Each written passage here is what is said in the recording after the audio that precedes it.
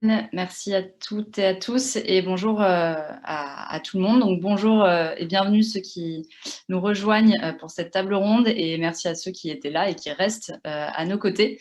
Donc comme le disait Basile, on va parler maintenant des sujets de collaboration entre des startups à impact et des entreprises. Et donc je vais vous en parler avec trois intervenants. Moi, Sylvia, je co-dirige Incubateur aux côtés de Basile, notamment sur des sujets d'open innovation durable. Et on a voulu aujourd'hui vous parler de la question côté grand groupe, de comment, après la révolution digitale, avec la révolution de l'impact qui arrive, comment s'y préparer aux côtés d'entrepreneurs sociaux, puisque ça fait depuis des années qu'on travaille avec les entrepreneurs sociaux et avec des entreprises. Et donc, on a aussi l'habitude de faire travailler ces deux mondes ensemble sur des sujets de co-création. Du coup, comme on a pris un peu de retard, je ne vais pas faire d'icebreaker à mon grand regret, mais on rendra la conférence la plus interactive possible avec mes intervenants. Et donc, on passera plus de temps sur les questions. On aura aussi un temps à la fin de questions-réponses avec les participants. Pour ceux qui nous rejoignent, je pense que Basile avait fait les mots d'introduction, mais n'oubliez pas d'éteindre vos micros quand vous ne parlez pas, allumez vos caméras si vous le pouvez. C'est toujours bien de pouvoir voir les personnes qui sont présentes avec nous et utilisez le chat au maximum si vous avez des commentaires ou si vous voulez poser des questions. Soit on répondra directement, soit on prendra toutes les questions pour les 10 dernières minutes. Et donc, avant d'introduire les intervenants que vous voyez à l'écran maintenant, je vais juste recontextualiser de pourquoi on a décidé aujourd'hui de vous parler de ce sujet chez Make Sense. Déjà, ça fait quelques années qu'on accompagne différentes entreprises dans leur démarche d'open innovation, notamment à travers l'accompagnement de collaborations avec des grands groupes comme Ikea, Perrier, Galimo ou encore Veolia qui est aujourd'hui à nos côtés, parce qu'on a la conviction profonde que tous ces enjeux de transition qu'on a l'habitude de voir aujourd'hui sont plus complexes, sont très très complexes et seront des succès côté entreprise à condition qu'elles collaborent avec des entrepreneurs sociaux de terrain. On a vu des très belles co-créations émerger ces dernières années, par exemple Ikea qu'on a accompagné à lancer une collaboration avec Each One pour lutter contre l'exclusion de personnes réfugiées en France. Et j'en passe parce qu'il y en a de nombreuses très belles co-créations de solutions sur des problématiques très complexes à appréhender. Mais on sait aussi que l'open innovation, c'est pas nouveau du tout. On en parle déjà depuis plus de 10 ans. Ça a fortement émergé avec la révolution digitale où des startups venaient disrupter des façons de faire, des nouveaux marchés et où la plupart des grands groupes ont lancé des démarches pour ne pas se laisser dépasser, pour aller plus vite, pour travailler avec ces entrepreneurs qui ont des tailles différentes, des cultures différentes et qui arrivaient à répondre rapidement aux solutions et à faire de la recherche et à créer des innovations qui répondaient réellement aux besoins des parties prenantes. Sauf qu'aujourd'hui, on voit que les résultats de l'open innovation ne sont pas toujours à la hauteur. Une petite anecdote qui le montre actuellement aussi en France sur le contexte Covid, c'est l'échec de la sortie rapide des vaccins. Ça a été provoqué par de nombreux facteurs, mais un des sujets, c'était l'absence de collaboration avec des biotech par rapport à tous nos concurrents à l'international qui ont pu sortir les vaccins parce qu'ils ont su collaborer avec les biotech et anticiper cette sortie rapide. Donc ça montre aussi le retard culturel qu'on a en France sur ces sujets de collaboration. Et donc aujourd'hui, on voulait parler avec des intervenants qui ont l'expérience dans ce domaine pour voir comment ne pas louper le coche avec la révolution de l'impact et pour voir comment on peut apprendre de nos erreurs de passé pour répondre aux enjeux qui arrivent dans les prochaines années et sur lesquels il va pas falloir qu'on loupe, entre guillemets, le coche. Donc, dans les intervenants qui sont là, vous avez souvent été pionniers sur certains, sur des sujets d'innovation. Et la question, c'est de nous faire part de vos retours d'expérience de manière transparente pour voir comment innover rapidement sur des enjeux de transition. Qu'est-ce qu'on privilégie en termes de dispositifs, en termes d'approche, qu'elles soient centralisées ou décentralisées, et quels sont les modèles de collaboration qui fonctionnent aujourd'hui. Et donc, je vais vous laisser la parole et vous présenter juste avant ça. Donc, nous avons Julien Boursery, qui est Head of Open Innovation de chez Bouygues Construction, qui est à l'origine de la fameuse collaboration avec la startup Cariole, qui avait reçu le prix David et Goliath, si vous connaissez. Et si vous ne connaissez pas, je vous invite à aller voir les articles qui en parlent, c'est très intéressant, et qui a notamment vu son dispositif d'open innovation fortement évoluer ces dernières années, mais il en parlera mieux que moi. Clément Janin, qui est directeur RSE du groupe Unibail et qui a également vu de belles collaborations émerger, notamment avec Too Good To Go, et qui nous parlera notamment du lien entre la politique RSE d'un groupe et la politique innovation, puisque c'est des visions qui sont très imbriquées au sein d'Unibail.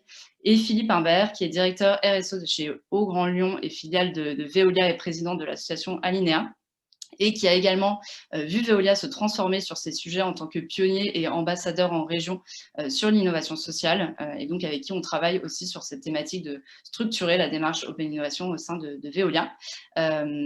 Donc voilà, merci beaucoup à tous les trois d'être avec nous, et sans plus attendre, on va se lancer donc dans les questions.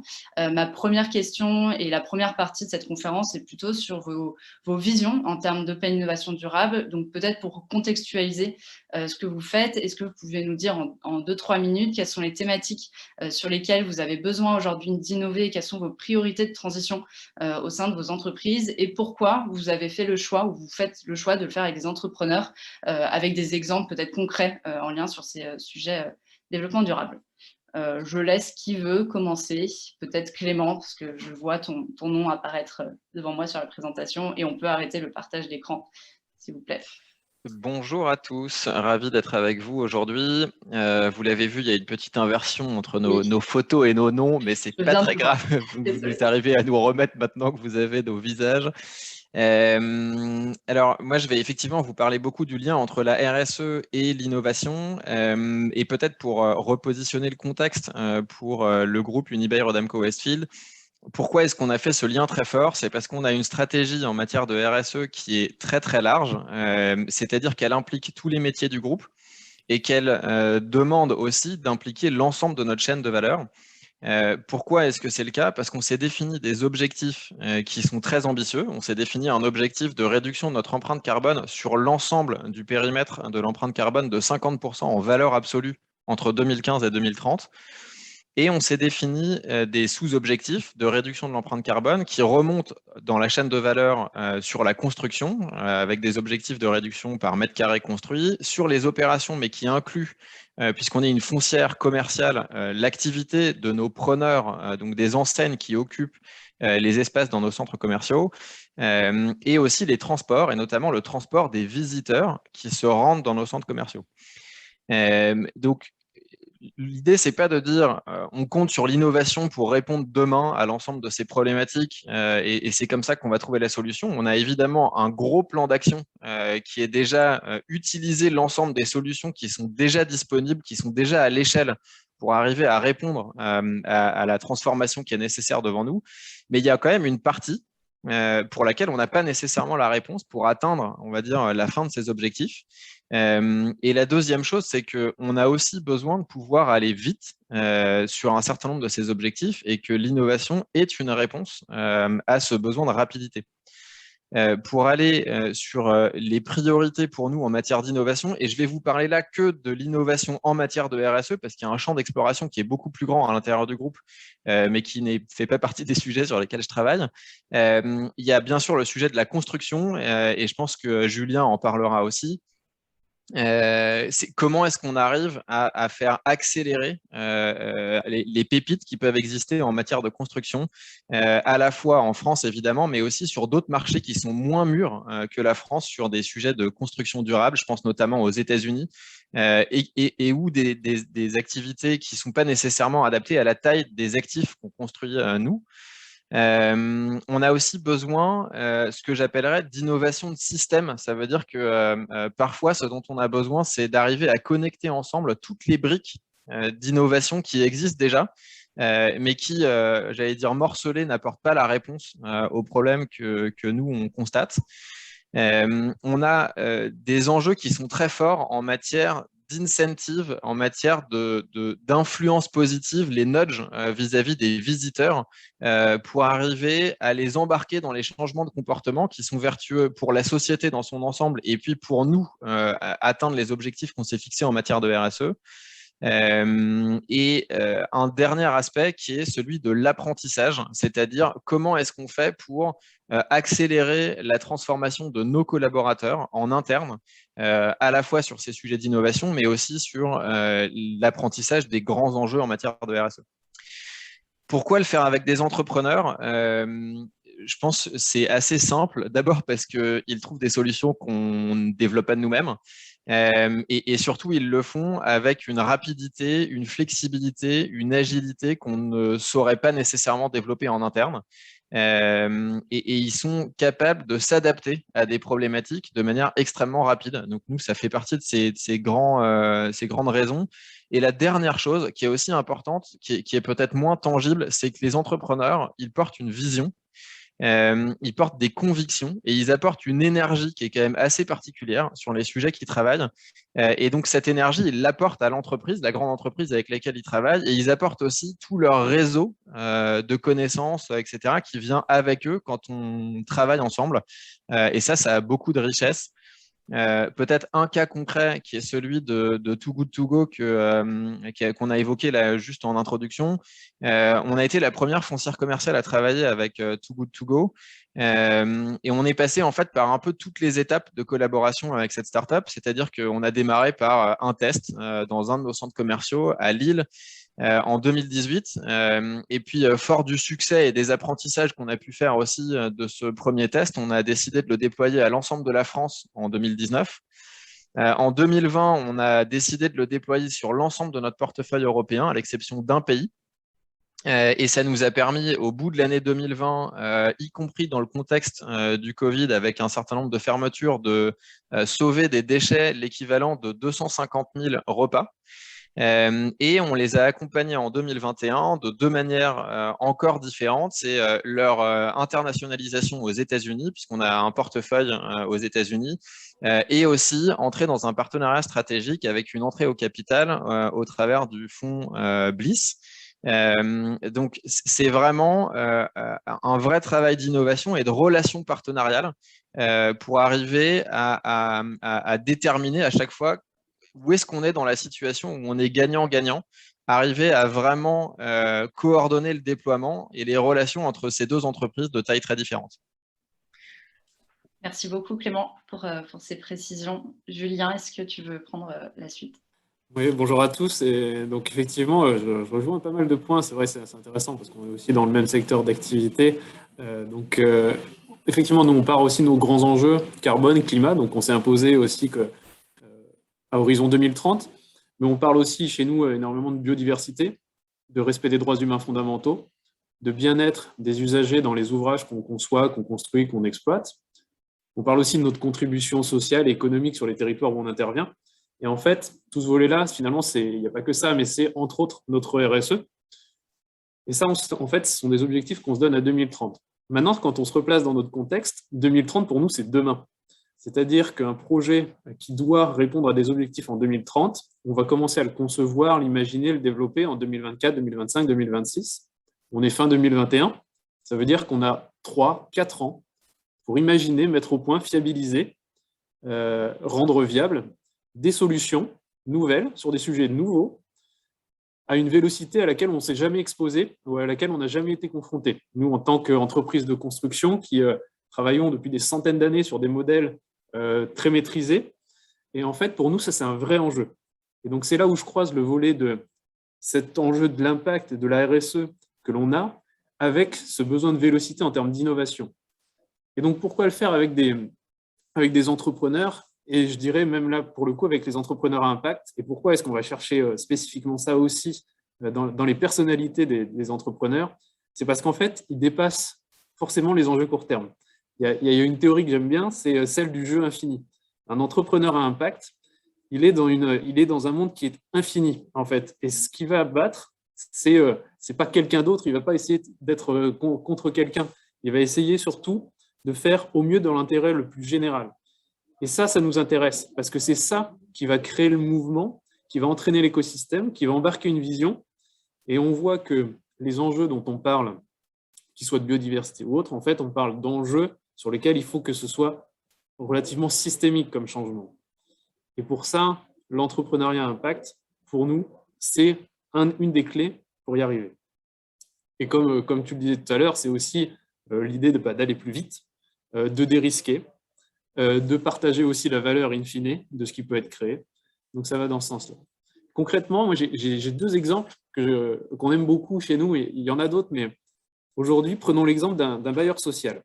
Aujourd'hui, un bailleur social, quand il va rénover tout un bâtiment d'habitation, il va exiger dans son marché des mesures de réduction de l'impact des nuisances en fait, des travaux. Et ça, pour notre plus grand bonheur à tous, en tant qu'occupants ou locataires des bâtiments, on va essayer de réduire les nuisances des travaux. C'est toujours très pénible. Je ne sais pas si vous avez eu des travaux chez vous. Nous, on travaille depuis maintenant 3 ans avec une start-up qui est à Saint-Malo qui s'appelle Smile.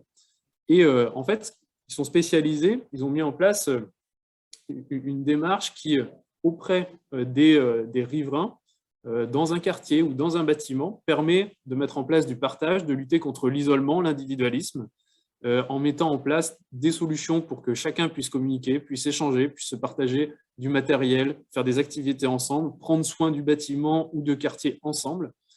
Et en fait, nous, on a intégré ça, nous, par exemple, dans notre offre, typiquement.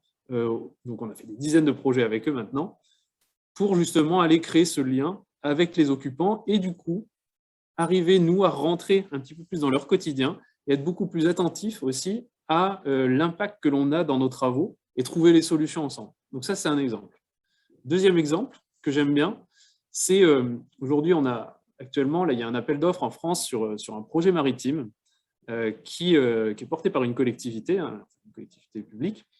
Et dans la sélection de l'entreprise qui va venir faire les travaux, le critère écologique pèse pour 25% de la note. Ça, c'est tout à fait nouveau pour nous en tant que constructeurs, que 25% de l'attribution d'un marché soit sur le critère écologique. Dans ce cas-là, on est sur un sujet maritime, on parle de la biodiversité marine et comment est-ce qu'on va protéger la faune et la flore dans le cadre de notre intervention en milieu marin. Et là, pareil, on travaille, donc c'est issu de la R&D, mais petit à petit, il y a une société qui est sortie d'un consortium dans lequel on était présent, qui s'appelle Synergies. Et avec Synergies, en fait, on travaille à concevoir, puis ensuite mettre en place sur ce projet-là, la première solution qui va permettre d'isoler physiquement, pour le coup, la zone de travaux en milieu maritime, de l'écosystème, de la faune, de la flore, qui peut être impacté. On parle du fait qu'aujourd'hui, quand on fait du bruit, en milieu marin, quand on crée de la turbidité, quand éventuellement il peut y avoir des risques de rejet, en fait, on peut tuer tout simplement milliers de poissons. Donc, on parle de ça. Et donc, c'est un vecteur d'acceptabilité de nos projets qui est hyper fort. Et aujourd'hui, nous, on ne sait pas créer ces solutions-là aussi vite, de façon partagée, en réduisant les risques. Et donc, c'est pour ça qu'on le fait avec des entrepreneurs qui ont cette vision. Merci beaucoup, Julien, pour ces précisions. Philippe, même question. Bonjour à toutes et à tous. Moi, je travaille pour le groupe Veolia et sa filiale du Grand Lyon. Moi, j'aime beaucoup le thème de notre table ronde, Graines du futur, parce que chez Veolia, le vocabulaire interne est vraiment concordant. On appelle les métiers traditionnels des forêts, ceux qui sont en émergence et qui sont à un stade d'industrialisation des arbres, et on a défini donc quelques graines pour nos solutions innovantes. Ce travail-là, il est issu de la raison d'être, donc qui est la transformation écologique. Et donc forcément, notre groupe, dans toutes ses composantes, agit sur l'environnement, à travers aussi un souhait de performance plurielle. Alors, concrètement, ces graines sur lesquelles on va rechercher de l'open innovation, parce que nos métiers traditionnels sont plutôt des métiers stables, des métiers en relation avec les collectivités ou les industriels. Donc là, on a des solutions qui sont plutôt robustes sur lesquelles on va faire je dirais pas forcément de l'innovation, en tout cas, c'est de l'amélioration continue. Et donc, notre axe d'open innovation, il va se situer plutôt sur les marchés émergents.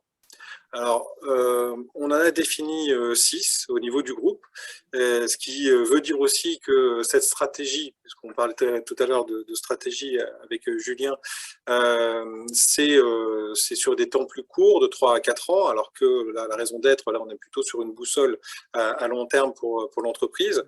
Elle a été choisie. Et ça, c'est vrai que c'est quelque chose qui est assez nouveau, puisqu'avant, on avait plutôt des centres de R&D qui allaient travailler pour aller justement sortir ces futurs arbres, si je garde cette métaphore. Et on n'avait pas forcément de structure très posée sur les marchés sur lesquels on voulait évoluer.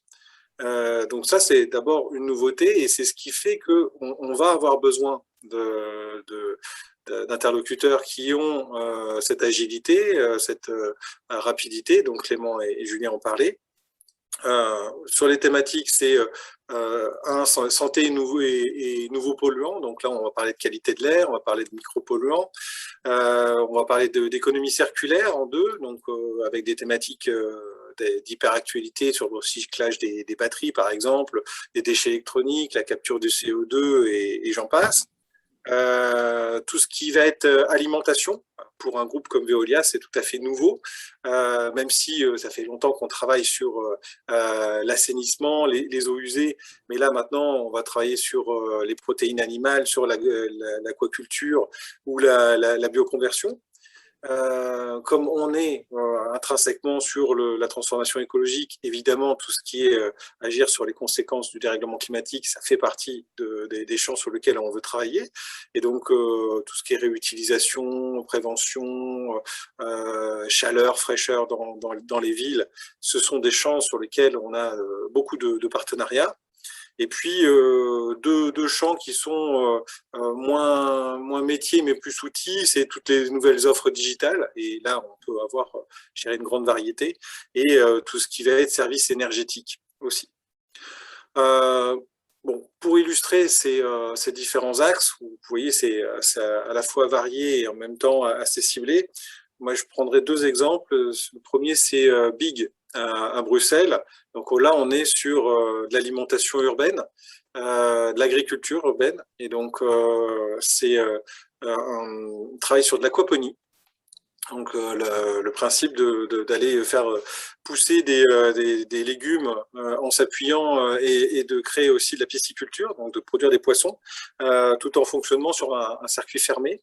On sait que ça fonctionne sur des petites dimensions, à des dimensions industrielles. Aujourd'hui, c'est pas encore prouvé que justement on puisse réellement produire des choses, des tonnages qui soient économiquement viables. Et donc, à travers nos métiers de l'eau et de l'assainissement, on utilise des canalisations, des pompes, des tuyaux. On est habitué à travailler avec la chimie de l'eau. Et donc là, on apporte, nous, un savoir-faire métier. Et puis, la structure locale apporte son savoir-faire en agriculture. Et donc là, on a je dirais une expérimentation qui est extrêmement intéressante. Le deuxième exemple que je pourrais prendre, c'est le partenariat qu'on a eu avec l'ESSEC et sa chaire Entropia, qui a été décliné après en région Rhône-Alpes avec Rhône-Alpia. Et donc là, on est sur l'innovation sociale et donc sur cette capacité à adresser un nouveau marché. Le marché, c'est pas un marché en termes de production commerciale, mais plutôt justement de partenariat et de création de valeur sur un territoire. La notion que j'ajouterais à ce qu'ont dit mes collègues, c'est l'ancrage territorial. C'est notamment dans l'innovation, l'open innovation sociale, l'ancrage des structures est extrêmement important. Ça correspond aussi en place en termes de moyens humains et techniques, on pourra y répondre à ce moment-là. Ouais, et je pense que, Julien, tu pourras sans doute compléter, parce que je pense qu'on a tous les deux des objectifs 2030. En fait, c'est un équilibre entre le temps du management, qui se situe globalement dans toutes les entreprises entre un trimestre et 5 ans, qui est en général le temps de planification des investissements, et le temps du climat, puisque la question est effectivement très bonne. Le climat, c'est des horizons de temps qui sont beaucoup plus longs. Ce qui est très important du coup, c'est d'avoir des objectifs qui sont bien en ligne avec les trajectoires qui sont attendues, avec les réductions d'émissions d'empreinte carbone par exemple, qui sont déjà très modélisées et très claires, et les points de passage où il faut être en 2050, en 2100. Donc ça se vérifie, et il y a d'ailleurs une organisation qui s'appelle la Science Based Target Initiative qui est là pour vérifier que les trajectoires que les entreprises prennent sont bien alignées avec ce qu'il faut atteindre scientifiquement pour rester dans un réchauffement climatique contenu à 1,5 degré, 2 degrés, etc. Voilà, donc ça, c'est un travail qui est effectivement important d'arriver à démontrer à l'extérieur cet alignement entre le moyen terme 2030 et puis la nécessité du travail sur le long terme. Merci beaucoup, Clément. Julien, est-ce que tu veux ajouter quelque chose ? Non, je suis tout à fait en phase avec ta réponse parce que c'est mon un sujet, ça peut être… Et puis si on mettait 2100, c'est vrai qu'il y a un facteur humain qui est très important aussi dans le déclenchement de la transformation dans nos grandes sociétés. Et effectivement, on a besoin que le top management soit là en 2100 éventuellement. Donc, si on mettait 2100 en 2030, on sait qu'on aura les mêmes dirigeants. Et donc, c'est aussi un engagement de leur part. C'est ça qui est aussi très important. Merci beaucoup. Donc on passe à la deuxième phase de cette table ronde pour parler plus concrètement des dispositifs qui sont mis en place au sein des 3 entreprises représentées aujourd'hui et des bonnes pratiques ou conseils que vous auriez. Donc ma première question va pour Julien. Est-ce que tu pourrais nous expliquer plus en détail l'évolution du dispositif d'Open Innovation au sein de Bouygues et notamment sur la question du passage d'un modèle qui était assez centralisé vers un modèle décentralisé, les enjeux que vous avez aujourd'hui, voilà, nous raconter un peu l'histoire du dispositif. Oui, tout à fait. Donc, en fait, on a toujours eu de l'innovation dans l'entreprise et un petit peu partout dans l'entreprise. Surtout pas qu'en centrale, comme on le dit, mais aussi auprès de nos filiales, il y avait déjà ça vivait depuis longtemps. En 2014, on a commencé effectivement à suivre finalement un peu l'avènement de tout ce qui était start-up. Donc, c'est à ce moment-là que s'est créé ce service d'Open Innovation, avec tout simplement 2 personnes, pour se dire, tiens, il y a des nouveaux acteurs qui arrivent, il faut qu'on sache ce qui est en train de se passer, donc on va regarder ça. En fait, petit à petit, à force de s'exposer à des startups, des entrepreneurs, mais surtout derrière des nouvelles façons de faire, des nouvelles façons de voir le business, d'innover, on a commencé finalement à petit à petit mettre en place des nouveaux dispositifs complémentaires, à réintégrer chez nous aussi de la compétence, de cette façon de faire. Et donc, on a développé de la créativité, de la facilitation, de l'animation en interne. On a ensuite mis en place plusieurs dispositifs. On a mis en place un fonds d'investissement, donc Construction Venture, qui a vocation à prendre des participations minoritaires dans les startups. Après, moi, je suis arrivé, donc à ce moment-là, dans l'équipe Open Innovation, pour prendre en charge le déploiement des innovations, donc avec une vision plutôt de business développement, en fait, de prendre nos portefeuilles des solutions innovantes les plus avancées et d'aller accompagner finalement leur déploiement. Ensuite, on a mis en place l'entrepreneuriat. Donc ça, c'était en 2017. Donc avec un peu aussi par effet de mode, mais c'est bien aussi notre vocation, c'est de saisir les nouvelles opportunités, les nouvelles façons d'innover. Ensuite, de mettre en place vraiment de façon beaucoup plus structurée une approche de notre écosystème externe d'innovation, start-up, incubateur, VC, université et autres. Et puis, plus dernièrement, en 2020, on est rentré dans une phase où on a rajouté une nouvelle brique encore à l'Open Innovation, qui sont des analyses stratégiques par le prisme des startups et de notre écosystème. C'est un prisme pour faire de la prospective, pour comprendre ce qui est en train de se passer. Puis on a mis en place, redéveloppé aussi toute notre approche d'intelligence participative sur l'innovation, intelligence collective. Donc ça, d'idéation, mais aussi de méthodologie fournie à tout le monde. Et là, maintenant, on rentre dans une dimension qu'on avait entamée, qui est plutôt cette notion de création de venture en interne, avec une vocation très nouveau business, innovant. Aujourd'hui, on n'avait pas de dispositif pour le faire chez Bouygues Construction. Donc, on est voilà. Donc ça vous donne finalement un petit peu notre transformation. Donc, on a ajouté plein de briques. On en a arrêté certaines. Je vais prendre un exemple. Dans les choses tout a bien marché. Par contre, rien n'a marché parfaitement. Et c'est ça qu'il faut retenir, c'est que notre modèle d'Open Innovation Bouygues Construction, c'est surtout un modèle apprenant. On est là pour apprendre de la meilleure façon d'innover pour nous, centrale, mais ensuite, surtout, de faire en sorte que ces méthodes d'innovation, elles infusent et qu'en fait, elles puissent être saisies plus largement dans l'entreprise, parce que notre vocation, c'est pas, surtout pas, d'ailleurs, même, que ce soit juste une équipe Open Innovation avec la R&D en centrale et l'équipe marketing stratégique qui faisons l'innovation du groupe, surtout pas. Et donc, c'est vraiment cette vocation-là. L'intrapreneuriat, par exemple, on a appris beaucoup de choses. On a appris beaucoup de choses sur le vecteur de l'engagement des collaborateurs, l'engagement humain dans leurs projets, parce que c'est leur projet, c'est leur trip, c'est leur ambition de créer aussi une start-up et d'imaginer en tirer les fruits totalement, d'un point de vue capitalistique et autres. Par contre, plein de biais à ça. Nous, on s'est rendu compte que finalement, il y a une vision biaisée parce qu'on avait des intrapreneurs, des collaborateurs qui venaient avec l'idée de Bouygues Construction va m'aider à monter ma boîte, alors qu'en fait, on était là pour les aider à monter une boîte pour nous, pour Bouygues Construction. C'est des biais importants. On s'est rendu compte qu'avec l'intrapreneuriat, on avait aussi entraînait une autre contrainte qui était celle de dire, en fait, on met tout, on finance tout, on investit tout nous-mêmes. Et en fait, c'est vrai que quand on a commencé à toucher à des collaborations start-up et autres, on se dit, purée, l'entrepreneuriat, ça peut coûter très cher, en fait, parce qu'on investit tout nous-mêmes.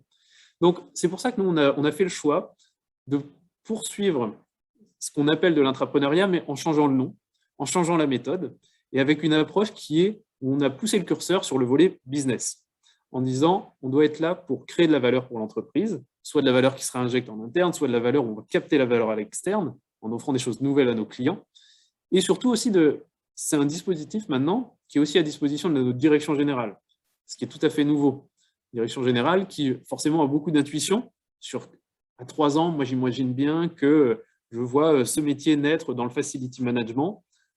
J'ai envie de tester, j'ai envie que tout ce que j'ai pu poser d'un point de vue prospectif, ça devienne so what.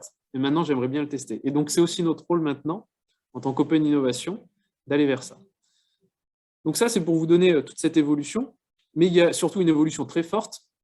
C'est que dernièrement, on a vraiment pris le pli de dire on va et on doit, je le disais tout à l'heure par rapport à nos enjeux de vélocité, de contraintes d'innovation, on doit le faire à grande échelle et on doit le faire avec nos 60 pays, avec nos 57 000 collaborateurs dans la diversité des métiers.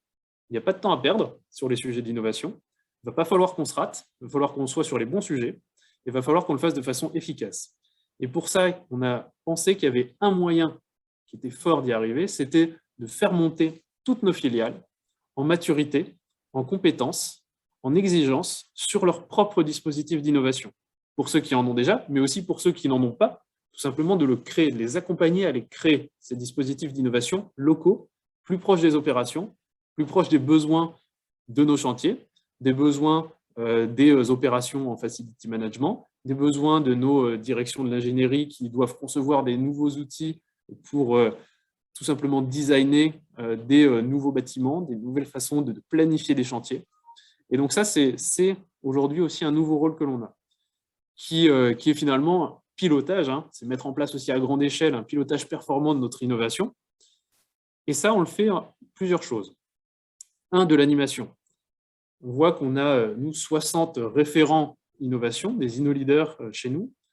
En fait, tous ne sont pas forcément compétents en innovation. Ils ne viennent pas forcément, la plupart même pas du tout d'un cursus innovation, n'ont pas forcément d'expérience sur ces sujets-là. Certains sont très avancés. C'est aussi de les former, tout simplement. Et deuxième volet, c'est de les emmener dans un objectif commun, partagé, où ils se disent « je ne suis pas tout seul, mais en fait, je suis dans un réseau où on est une 60aine et on va tous s'entraider à s'inspirer de dispositifs, de façons de faire, de notre innovation, pour se dire qu'en fait, ils font bien partie de quelque chose dans l'entreprise et qu'on ne fait pas l'innovation juste quelque chose où on se fait plaisir à localement faire des choses. C'est beaucoup plus fort que ça. Et à côté de ça, on fait tout un accompagnement. Donc finalement, peut-être dans un rôle un petit peu de conseil et d'inspiration, directement auprès soit des directions générales localement, soit auprès des responsables d'innovation quand il y en a, pour les aider à améliorer leur dispositif, alors sur la base de ce que font les autres filiales, mais aussi sur ce que nous, on a appris dans la gestion des situations, dans notre façon de faire, dans nos apprentissages sur l'investissement dans les startups, dans les analyses stratégiques, de l'intrapreneuriat, du déploiement de solutions, de sourcing de startups et d'écosystèmes. L'idée, c'est vraiment de leur apporter tout un socle pour qu'eux se rendent compte que mettre en place un dispositif d'innovation efficace qui va apporter des résultats chez eux, en fait, la marche, elle n'est pas si haute que ça, parce qu'on a fourni déjà un grand marchepied avant. Et donc, on est vraiment dans cette démarche-là d'accompagnement et de pilotage, largement, pour mutualiser. Un exemple, je pense, qui est vraiment un peu le symbole de ce sur quoi on doit se battre, et là où il y a vraiment un moyen d'optimiser notre façon d'innover, c'est que quand on va collecter l'ensemble des projets, on l'a fait récemment lors d'un grand challenge en interne, on avait 6 projets sur une thématique qui étaient quasiment les mêmes, portés par des horizons vraiment très différents, des collaborateurs qui ne se connaissaient pas forcément. 6 portaient un projet qui était quasiment le même. Nous, l'objectif, c'est de faire en sorte que ces 6-là, ils se disent « Attends, qu'est-ce qu'on a de plus fort à le faire ensemble pour aller plus vite et réussir mieux ce projet-là ?» C'est aussi notre nouvelle vocation en termes d'open innovation. Merci beaucoup, Julien. Je pense qu'on partage aussi chez Make Sense cette remarque de comment faire mieux collaborer aussi les entrepreneurs ensemble qui travaillent sur des mêmes thématiques et des mêmes enjeux comme vous sur les collaborateurs. Donc super intéressant. Le temps tourne. On avait prévu une pause. Comme on a commencé un petit peu en retard, je pense qu'on pourra finir un peu en retard aussi vers 11h05, si c'est OK pour vous, Clément et Philippe. Qui parle aussi derrière. Ok, super. Du coup, Clément, je te laisse la main. Pareil, tu es passé peut-être par des étapes similaires. Donc, est-ce que tu peux nous en dire plus sur l'évolution du dispositif et les bonnes pratiques au sein de Unibail et aussi les différents modèles de collaboration qui peuvent dépendre de l'objectif? Est-ce que c'est aider un entrepreneur à scaler? Est-ce que c'est changer un modèle? Voilà, nous parler aussi des sujets. Bien sûr. Alors, pour faire très rapide, on est passé par des étapes qui sont proches de celles de Bouygues Construction. Nous, on a démarré en 2015 avec un travail essentiellement centré sur les petites startups, avec une approche très centralisée, très structurée pour lancer la dynamique à l'intérieur du groupe. Avec au départ une équipe qui était celle qui s'appelait URW Link, avec vraiment l'idée de faire prendre la mayonnaise, de travailler avec des startups, avec une idée vraiment fondamentale qu'on avait à cette époque-là, qui était de dire on va travailler avec des startups parce que ça va nous permettre de scaler très rapidement dans tout notre portefeuille. Et puis, on a appris en faisant ça, on a appris que ça marchait pas à tous les coups, on a appris à collaborer avec des startups, etc. En fait, progressivement, on s'est mis à travailler de plus en plus au fil de l'eau plutôt que de travailler par grands programmes d'incubation. On avait des saisons avec de l'incubation, etc. Et on s'est dit, ça, c'est pas forcément adapté ni à la logique des startups, ni à nos besoins. Donc, en fait, il faut qu'on se mette à travailler vraiment de manière très fluide, qu'on décentralise aussi, parce que tout ne peut pas être tiré par une équipe corporate basée à Paris, alors qu'on a un groupe qui était présent au départ dans toute l'Europe et puis aujourd'hui en Europe et aux États-Unis. Et donc, arriver aussi à travailler avec des entreprises qui sont un peu plus mûres que des startups qui viennent de démarrer, et travailler avec des acteurs qui peuvent aussi être, on va dire, à l'échelle de nos portefeuilles directement. Donc, on est passé progressivement à une étape qui est vraiment une étape d'open innovation. Et comme Julien le mentionnait, on a aussi arrêté certaines activités. C'est-à-dire qu'au fil de cet apprentissage, on s'est rendu compte qu'il y avait des activités comme l'incubation, typiquement, qui n'étaient finalement pas vraiment une attente des startups, parce qu'il y a déjà, c'est créé en parallèle aussi un écosystème d'incubation qui est devenu très riche. Et donc, on n'avait pas nécessairement vocation à continuer à faire ça. Et en fait, les startups ne nous attendaient pas, nous, particulièrement, sur l'incubation, mais beaucoup plus sur comment on peut travailler ensemble, comment on peut effectivement se déployer, grandir, tester leurs propres solutions à l'échelle d'un portefeuille immobilier comme le nôtre. Ce qui était très important aussi en parallèle, et Julien en a touché un mot, c'est développer la culture de l'innovation. Et de notre point de vue aussi, avec l'intégration systématique des enjeux RSE à l'intérieur de ça, on a déployé, nous, un programme de ce qu'on appelle les Innovation Champions, avec la possibilité, en gros, pour le business, d'établir des priorités, des besoins d'innovation, et de venir proposer à des personnes qui ne sont pas, au départ, nécessairement avec un cursus d'innovation, de venir dédier du temps de travail pour venir répondre à ces problématiques-là dans un cadre qui est, on va dire, organisé pour eux. On a développé aussi des prix d'innovation à l'intérieur du groupe pour arriver à encourager l'émergence de solutions d'innovation qui viennent vraiment du terrain, et pour venir les récompenser, leur donner de la visibilité, savoir les faire remonter justement au niveau du siège. Et un travail d'ambassadeur d'innovation pour arriver à décentraliser aussi le processus et ne pas avoir uniquement une équipe innovation basée à Paris et avec cette vision très particulière.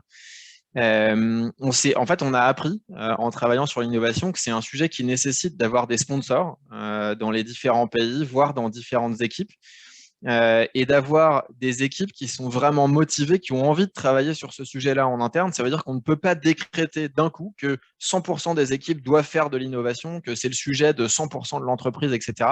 C'est vrai, la culture, elle doit se diffuser partout, mais les personnes qui vont réellement être en train de travailler sur ces sujets-là, ça ne peut pas nécessairement être 100% des collaborateurs. Peut-être la dernière chose que ça nous a permis d'apprendre, même si c'est un peu une évidence, mais c'est pas forcément adapté aux cultures de toutes les entreprises, c'est accepter d'échouer accepter que le processus d'innovation avec le processus de test, désolé, c'est une tarte à la crème, mais en fait, ce n'est pas acceptable nécessairement dans toutes les entreprises et dans toutes les situations. On a le droit de se tromper. Et en fait, le principal, c'est justement de développer la méthodologie qui permet de s'assurer qu'on apprend de cet échec et qu'on est certain qu'on ne va pas le reproduire de la même manière dans 6 mois, 1 an, 2 ans. Ce qui est particulier peut-être en matière d'innovation et de RSE chez nous, c'est qu'on a démarré en 2016 une équipe commune dans laquelle on a rassemblé innovation et RSE, qui a été séparée au début de l'année 2021, mais ça nous a donné 5 ans pour avoir une synergie vraiment très forte entre la RSE et l'innovation, pour arriver à vraiment faire en sorte que les deux sujets se nourrissent l'un l'autre. Et c'était une vraie volonté stratégique de l'entreprise de mettre ensemble 2 équipes qui sont celles qui contribuent à la transformation d'un groupe, et de faire en sorte que ce soit le moyen d'accélérer vraiment très rapidement. Merci beaucoup, Julien. Et Philippe, pareil, est-ce que ces échanges, je pense que toi, ce qui est intéressant, c'est aussi la casquette ambassadeur en local, donc sur le volet décentralisation et comment des collaborateurs du groupe peuvent aussi prendre ces sujets et les mettre en place d'un point de vue plus local. Donc, quelle réaction ça provoque pour toi? Et est-ce que tu aurais des conseils aussi à donner pour une entreprise qui demain se lance dans la mise en place d'un dispositif ou en tout cas qui le fait évoluer? Oui, moi, je suis un des sponsors dont parlait Clément sur un territoire. Moi, je crois beaucoup au croisement des stratégies. Donc, je ne reviendrai pas sur ce qu'un corporate peut faire. Mes deux interlocuteurs précédents l'ont très bien fait. Par contre, dans le groupe Veolia, et moi je pense que c'est une force dans toutes les dimensions, c'est de laisser aussi le terrain s'emparer de sujets et d'être force de proposition et d'expérimentation. Ça a été le cas ici à Lyon. Tout à l'heure, je parlais de Ronalpia, et avec d'autres, Impact France, Ashoka, on a créé le 107, qui est une association qui a pour but de promouvoir des solutions locales qui répondent aux enjeux environnementaux, sociaux, sociétaux, en poussant des solutions d'économie sociale et solidaire, et qui est aussi un maillon manquant entre entreprises traditionnelles et des entrepreneurs, pour lequel on aura peut-être du mal à travailler ensemble de façon native. Ce constat-là, il est venu d'une observation du terrain et d'un besoin du territoire. À la fois, il y avait des acteurs qui étaient compétents, mais il y avait aussi une envie de la collectivité et cette habitude de travailler ensemble. Donc, ce qu'on a fait sur Lyon a pu être dupliqué ailleurs, mais jamais en copier-coller. Les besoins de Lyon, je voyais quelqu'un du Grand Annecy qui est dans les interlocuteurs aujourd'hui, ou à Nantes ou à Lille, les dynamiques ne sont pas les mêmes. Les acteurs en présence ne sont pas les mêmes, mais je dirais même les façons de travailler ne sont pas identiques. Et donc, moi, ce que je retiendrai, c'est il faut travailler ensemble.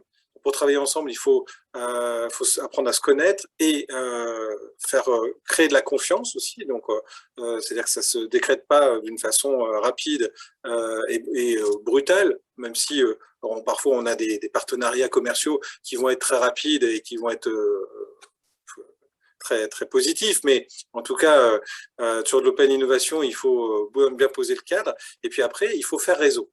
Faire réseau à titre local, mais aussi à titre national ou international, et toujours inclure les autres partenaires. C'est-à-dire que le travail qu'on a fait, qu'on appelle maintenant pop-up au sein de Veolia, donc c'est une démarche qui va aller mettre en lien tous ceux qui ont lancé de l'innovation sociale sur leur territoire. Il est maintenant largement international, mais on l'entretient toujours en mettant nos structures partenaires locales pour qu'elles aussi soient à créer du lien. Et donc, le 107 Ronalpia va être en lien avec Atis à Bordeaux, va être en lien avec Entropia en Île-de-France, mais aussi leurs homologues au Japon ou en Inde avec lesquels on travaille.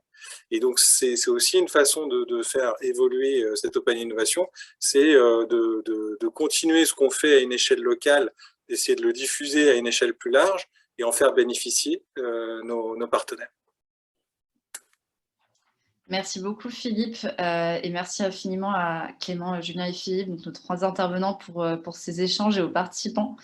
Comme je le disais dans le chat, désolé, on ne va pas pouvoir faire de temps de questions-réponses, mais si vous avez des questions qui vous viennent, n'hésitez pas à les remettre dans le chat, on essaiera de prendre 30 secondes.